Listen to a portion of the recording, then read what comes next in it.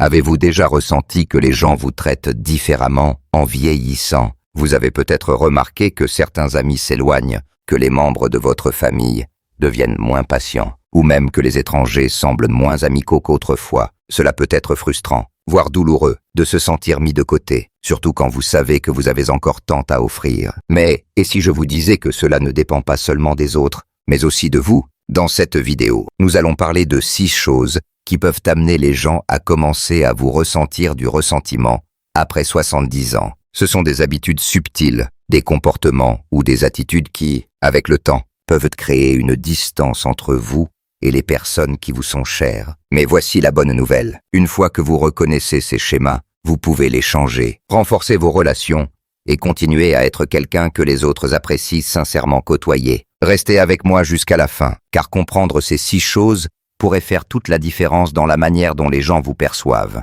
interagissent avec vous et continuent de vous offrir amour et respect en vieillissant. Il ne s'agit pas de changer qui vous êtes, mais de faire en sorte que la meilleure version de vous-même soit celle dont les gens se souviennent. Allons-y. Numéro 1. Devenir trop négatif à propos de tout. L'une des façons les plus rapides de repousser les gens sans même s'en rendre compte est la négativité constante. La vie n'est pas facile, et à 70 ans, vous avez traversé de nombreuses épreuves, problèmes de santé, difficultés financières, déceptions avec la famille ou la société. Tout cela est réel et important. Mais lorsque chaque conversation devient une liste de plaintes, les gens cessent de vouloir écouter. La négativité ne vous affecte pas seulement vous. Elle affecte aussi ceux qui vous entourent. Si chaque visite avec vos enfants se transforme en une discussion sur combien le monde va mal, ou si chaque conversation avec un ami devient une session sur ce que vous n'aimez pas dans la vie moderne, les gens commencent à associer votre présence à de la frustration plutôt qu'à de la joie. Ce n'est pas que vos sentiments ne sont pas valides, c'est que se concentrer constamment sur ce qui ne va pas peut épuiser les autres. Et avec le temps, ils pourraient commencer à éviter les interactions avec vous. Pensez-y, appréciez-vous être avec quelqu'un qui ne parle que de ce qui ne va pas? Probablement pas, et il en va de même pour tout le monde. Personne ne s'attend à ce que vous soyez excessivement joyeux tout le temps, mais équilibrer les frustrations avec des moments de gratitude et de curiosité peut faire une énorme différence. Alors, que devriez-vous faire à la place? Faites attention à vos paroles. Si vous remarquez que vous commencez par des plaintes, faites une pause et demandez-vous: est-ce l'énergie que je veux apporter à cette conversation? Essayez de recentrer la discussion sur quelque chose de plus neutre ou positif. Même des petites choses, comme une anecdote amusante, un fait intéressant ou un compliment peuvent rendre les conversations plus agréables. En résumé, les gens ne vous évitent pas parce qu'ils s'en fichent.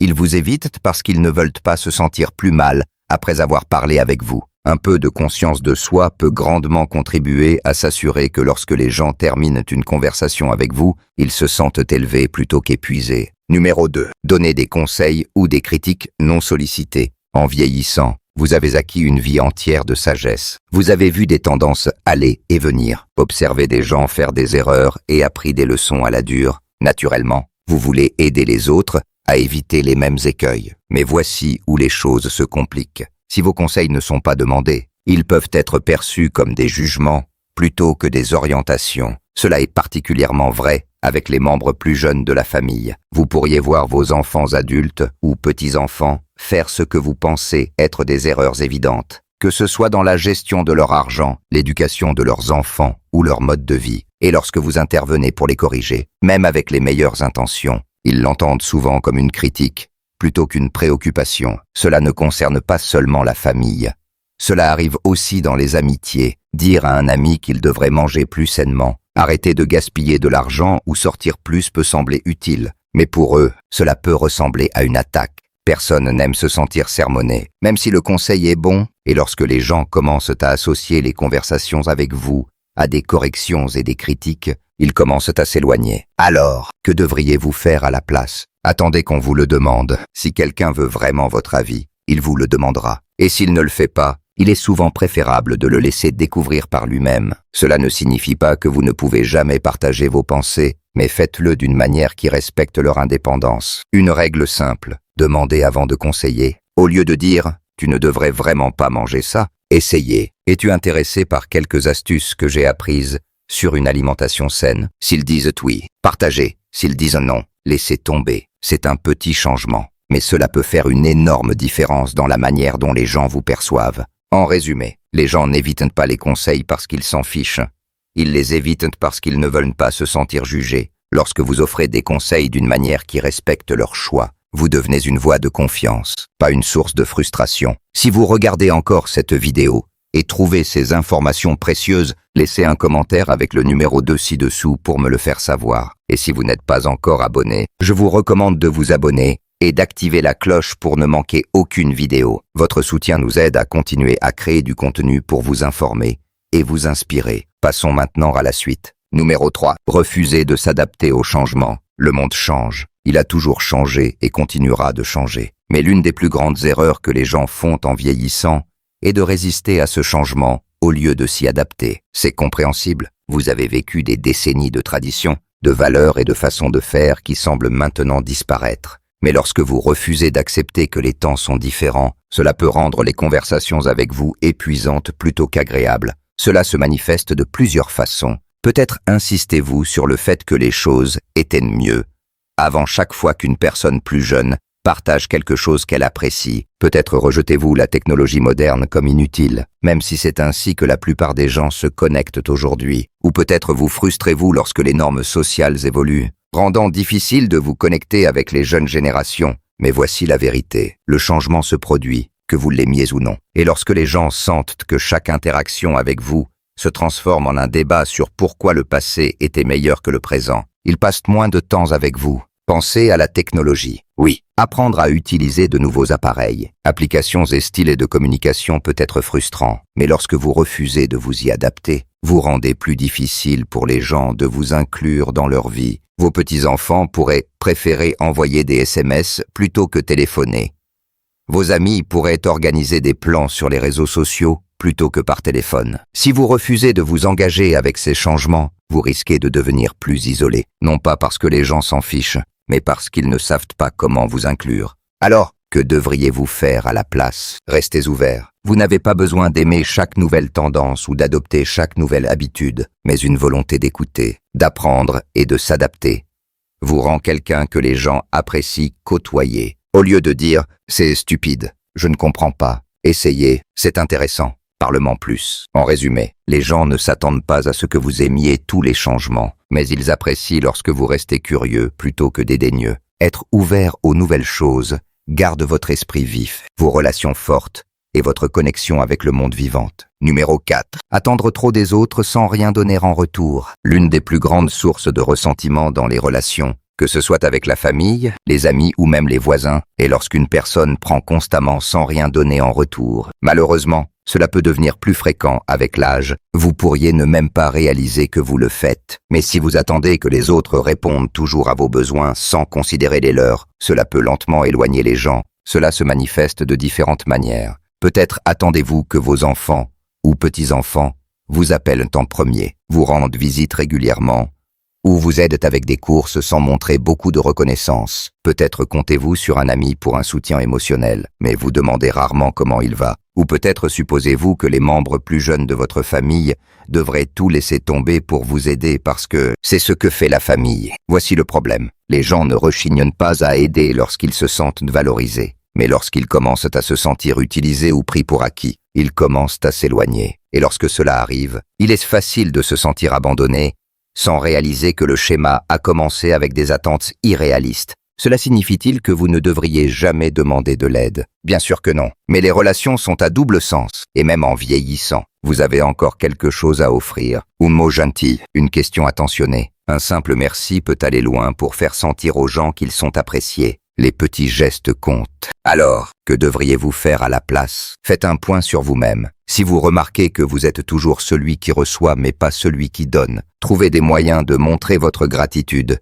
et de contribuer. Même quelque chose d'aussi simple qu'envoyer un message attentionné, se souvenir des anniversaires ou écouter avec un intérêt sincère peut faire sentir aux gens qu'ils sont valorisés plutôt qu'obligés. En résumé, les gens sont heureux d'être là pour vous lorsqu'ils se sentent respectés et appréciés. Mais lorsqu'ils commencent à sentir qu'ils ne font que répondre à une obligation, c'est là qu'ils s'éloignent. Un petit effort pour montrer de la gratitude et donner en retour, même minime, maintient les relations fortes et authentiques. Si vous regardez encore cette vidéo et trouvez ces informations précieuses, Laissez un commentaire avec le numéro 4 ci-dessous pour me le faire savoir. Et si vous n'êtes pas encore abonné, je vous recommande de vous abonner et d'activer la cloche pour ne manquer aucune vidéo. Votre soutien nous aide à continuer à créer du contenu pour vous informer et vous inspirer. Passons maintenant à la suite. Numéro 5. Évoquer le passé trop souvent. Les souvenirs sont une belle chose. Ils nous rappellent les personnes que nous avons aimées, les expériences que nous avons vécues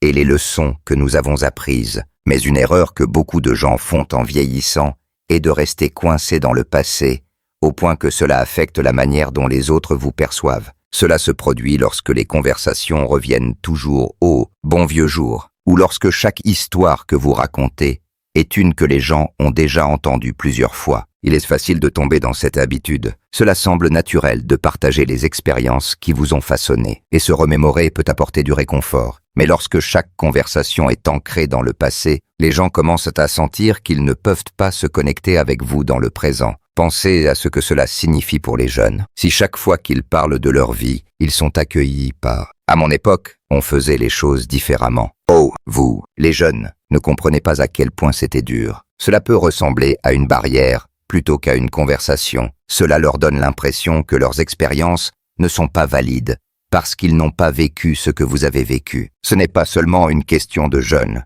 Même les amis de votre âge peuvent se frustrer si les mêmes histoires sont racontées encore et encore. Avec le temps, cela peut rendre les conversations répétitives, prévisibles et, franchement, moins engageantes. Alors, que devriez-vous faire à la place? Équilibrer le passé avec le présent. Partager des histoires, mais montrer aussi de l'intérêt pour ce qui se passe maintenant. Au lieu de simplement raconter un souvenir, posez des questions sur la vie des autres. Si vous vous retrouvez à répéter une histoire, faites une pause et demandez-vous si le moment s'y prête. Et surtout, soyez ouverts à créer de nouvelles expériences, au lieu de simplement revivre les anciennes. En résumé, les souvenirs sont faits pour être chéris, pas pour remplacer le présent. Les gens veulent se sentir connectés à vous aujourd'hui, pas seulement à qui vous étiez il y a des années. En montrant de l'intérêt pour le présent et pour les gens autour de vous, vous maintenez des relations fortes et des conversations significatives. Numéro 6. Ne pas respecter les limites et l'espace personnel. En vieillissant, nos relations avec la famille, les amis et même les voisins évoluent. Mais une chose qui ne change jamais est que les gens, quel que soit leur âge, ont besoin que leur espace personnel et leurs limites soient respectés. Malheureusement, l'une des plus grandes erreurs que les gens font dans leurs dernières années est de supposer que leur présence, leurs opinions ou leurs besoins devraient toujours primer simplement parce qu'ils sont plus âgés. Cela peut se manifester de différentes manières. Peut-être attendez-vous que les membres de votre famille répondent immédiatement à chaque fois que vous appelez, et s'ils ne le font pas, vous vous sentez ignoré. Peut-être passez-vous chez quelqu'un sans prévenir, en supposant qu'ils seront heureux de vous voir, sans considérer qu'ils pourraient être occupés. Ou peut-être pensez-vous avoir le droit de connaître des détails sur la vie de quelqu'un, avec qui ils sortent, comment qu'ils dépensent leur argent, quelles décisions ils prennent, sans reconnaître qu'ils ont droit à leur vie privée. Les gens peuvent ne pas le dire à voix haute, mais lorsqu'ils sentent que leurs limites sont ignorées, ils commencent à créer de la distance. Ils peuvent appeler moins souvent, vous inviter moins souvent, ou partager moins sur leur vie. Et si vous ne reconnaissez pas ce schéma, il est facile de confondre leur retrait avec de la négligence, alors qu'en réalité, ils essaient simplement de maintenir leur propre espace. Cela se produit aussi avec les limites émotionnelles. Si vous déchargez régulièrement vos frustrations, votre chagrin ou votre solitude sur la même personne, sans considérer comment cela les affecte, ils pourraient commencer à éviter les conversations. Tout le monde a ses propres luttes, et bien qu'il soit important d'exprimer ses émotions, il est aussi important de faire de la place pour les sentiments des autres. Alors, que devriez-vous faire à la place? Soyez attentifs. Si quelqu'un semble hésitant à parler, demandez-vous si vous lui donnez assez d'espace pour respirer. Si vous poussez constamment pour obtenir de l'attention, demandez-vous si vous respectez son temps et ses responsabilités. Et si quelqu'un établit une limite, que ce soit concernant les visites, les conversations ou des affaires personnelles, respectez-la sans le prendre personnellement. En résumé, des relations solides se construisent sur le respect mutuel. Lorsque les gens sentent que leurs limites sont honorées, ils se sentent plus à l'aise, plus désireux de se connecter et plus susceptibles de vous garder comme une partie importante de leur vie. Si vous regardez encore cette vidéo et trouvez ces informations précieuses, laissez un commentaire avec le numéro 6 ci-dessous pour me le faire savoir. Et si vous n'êtes pas encore abonné, je vous recommande de vous abonner et d'activer la cloche pour ne manquer aucune vidéo. Votre soutien nous aide à continuer à créer du contenu pour vous informer et vous inspirer. Passons maintenant à la suite. Réflexion finale. Vieillir ne signifie pas perdre les gens autour de vous, mais parfois, sans s'en rendre compte, certaines habitudes peuvent éloigner les gens. La bonne nouvelle, c'est que dès que vous reconnaissez ces schémas, vous avez le pouvoir de les changer. Nous avons parlé des dangers de la négativité constante, des conseils non sollicités, du refus de s'adapter, d'attendre trop des autres, de rester coincé dans le passé et de ne pas respecter les limites. Ces choses peuvent lentement créer du ressentiment, mais dès que vous en prenez conscience, vous pouvez commencer à faire de petits changements qui rapprochent les gens au lieu de les éloigner. Voici la leçon essentielle. Les relations prospèrent grâce au respect, à l'appréciation et à l'équilibre. Les gens veulent passer du temps avec ceux qui les font se sentir bien, valorisés et écoutés. Et quel que soit votre âge, vous pouvez être cette personne. Maintenant, j'aimerais avoir de vos nouvelles. Lequel de ces 6 points vous a le plus marqué? Avez-vous déjà vécu une situation où quelqu'un s'est éloigné et maintenant vous comprenez pourquoi? Laissez un commentaire ci-dessous. Je lis toutes et vos pensées pourraient aider quelqu'un d'autre qui traverse les mêmes défis. Merci de nous avoir rejoints aujourd'hui. Nous aimerions avoir de vos nouvelles. Laissez un commentaire ci-dessous et partagez une chose que vous avez apprise aujourd'hui et comment vous comptez l'utiliser dans votre vie. Vos pensées sont importantes pour nous, alors n'hésitez pas à les partager. Vos commentaires nous motivent et nous encouragent. Si vous avez aimé cette vidéo et l'avez trouvée utile, merci de liker, de vous abonner et de partager. Votre soutien nous aide à continuer à créer du contenu pour vous informer et vous inspirer. Merci de nous avoir regardés et nous avons hâte de vous retrouver dans la prochaine vidéo.